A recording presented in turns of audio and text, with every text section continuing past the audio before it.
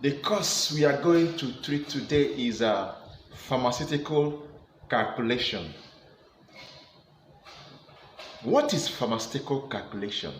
Pharmaceutical calculation is an area of study that deals with the application of basic mathematical principles to the effective and safe formulation, compounding, dispensing, and use of pharmaceuticals. When I say basic mathematical principles, what it implies is that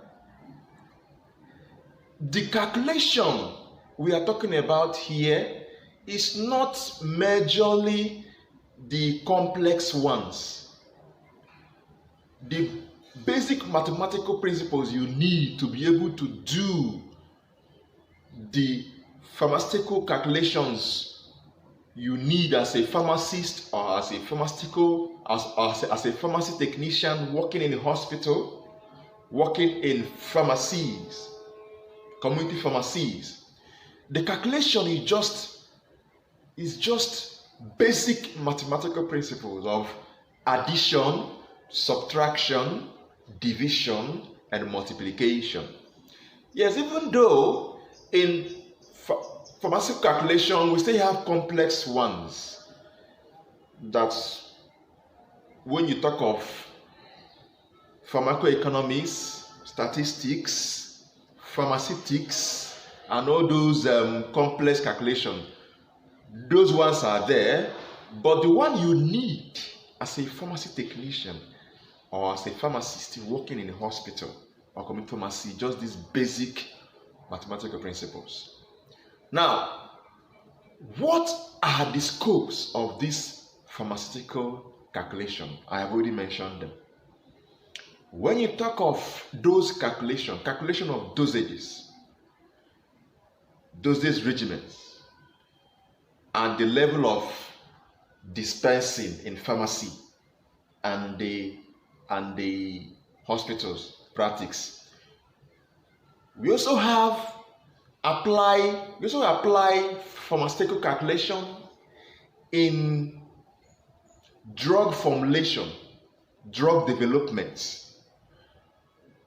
Also in pharmacokinetics, when you are calculating the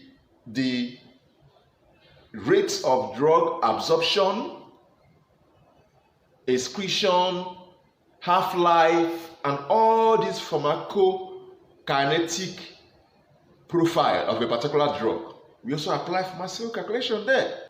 Without wasting our time, there are basic principles you need to know. You need to remind yourself of basic mathematical principles for you to be able to do well in pharmaceutical calculation. What are these basic mathematical principles? I've mentioned addition, subtraction, multiplication, and what have you. You cannot talk of mathematical principles, basic mathematical principles, without mentioning numbers and numerals. So the topic we are going to start with is numbers and numerals.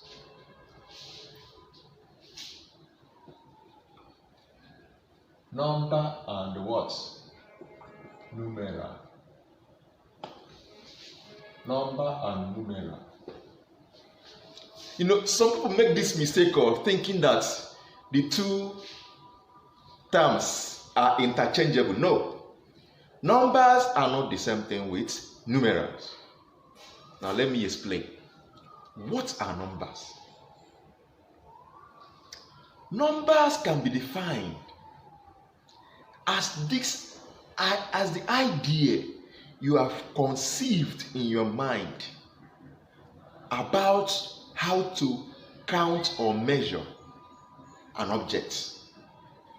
That's a number. And this idea needs to be represented. These ideas are abstract. they are represented by what we call numerals. Now, have you noticed that they're not the same thing? So, what are numerals?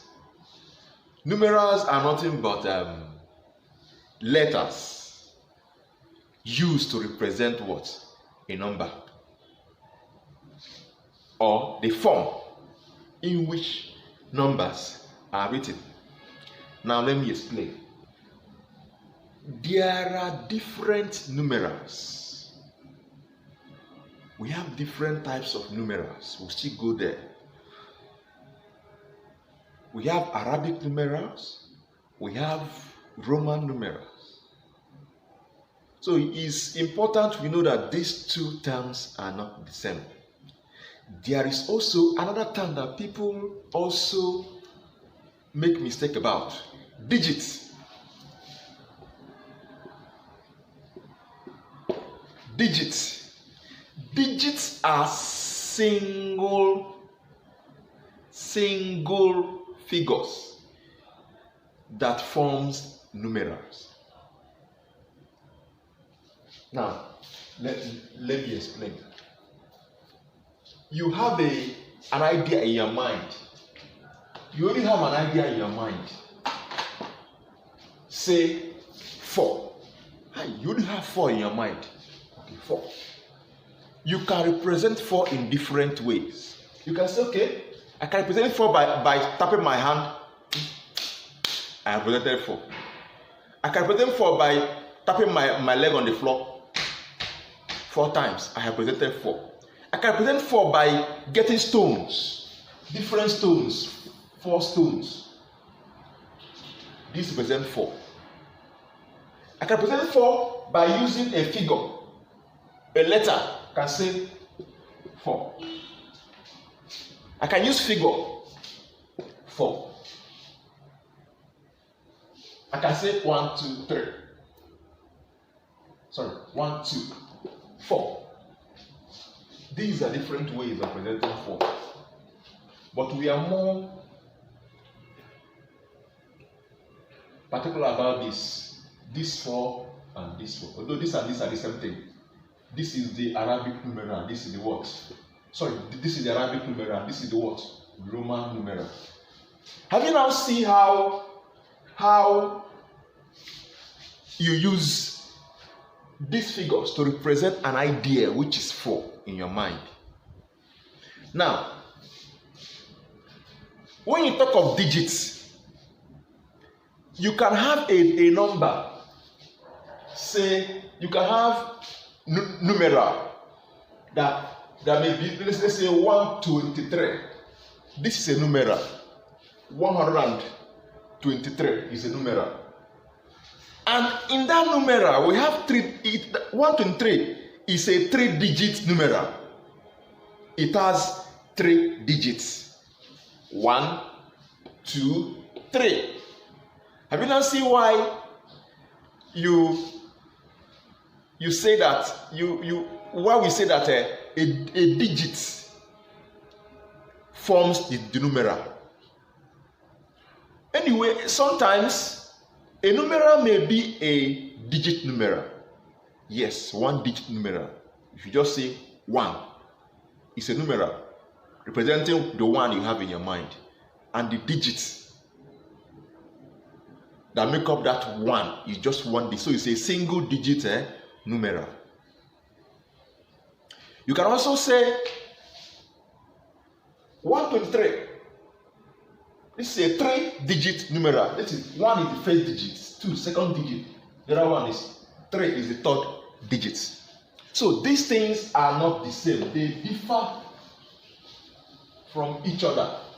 So let us not continue making this mistake of thinking that numbers, numerals, and digits are the same thing. No. So let me just represent this schematically. Now you have what you have, the idea you have in your mind, which is what? Number. Sorry, you have a digits.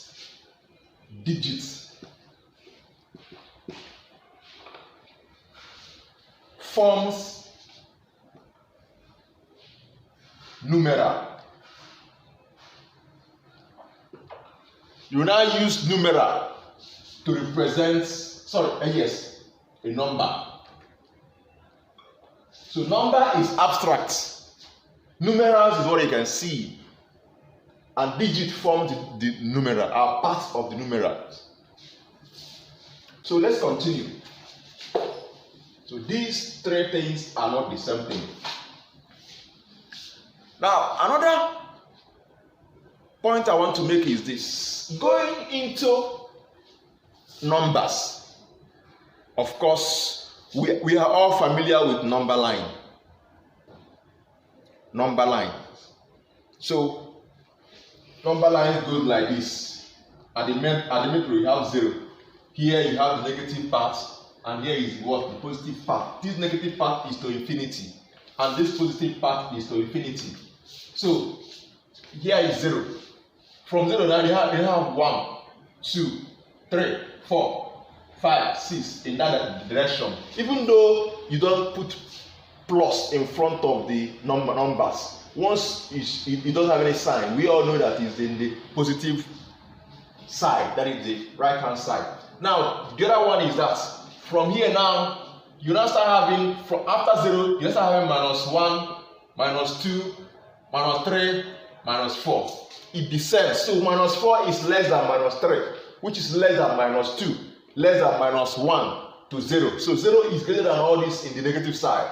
From there you start increasing 1, 2, 3. So this is what we call number line. This represents different numbers. Yeah. For the purpose of pharmaceutical calculation, we are going to limit ourselves to numerals. So let's focus on numerals now, because every other thing we are going to discuss is based on that. So let's continue. As I said before now, we have different types of what? Numerals. So without wasting time, let's just go to pick the two popular ones, which is the Roman numerals and what? Arabic numerals. Roman numerals and the Arabic numerals. We are all familiar with the Arabic numerals. So, Arabic numerals are the one we are familiar with. Our 1, 2, 3, 4, 5, 6 to infinity. That the one I used in the number lines. These numbers, these are the what? These numerals. Numerals, not number. These numerals. 1, 2, 3, 4, 5. 10, 11, 2, 4, 5, 6, 10, 100, 200, 300 in that format. We call these numerals Arabic numerals. Let me write them well. 1, 2, 3, 4, 5, 6 to 100 and what have you. These are the Arabic numerals. Now, our Roman numerals, they are simple to understand. Next one is what? Roman numeral. This is Arabic. We have Roman. Roman numerals are the one we represent with these letters. I,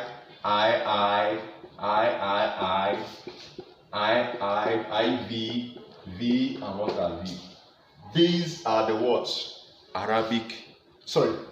Roman numerals. In pharmaceutical calculation, in prescription writing,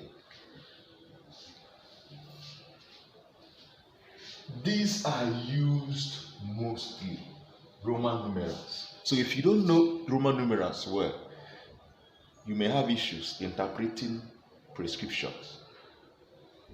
So, in our next lecture, we are going to go into the Roman numerals.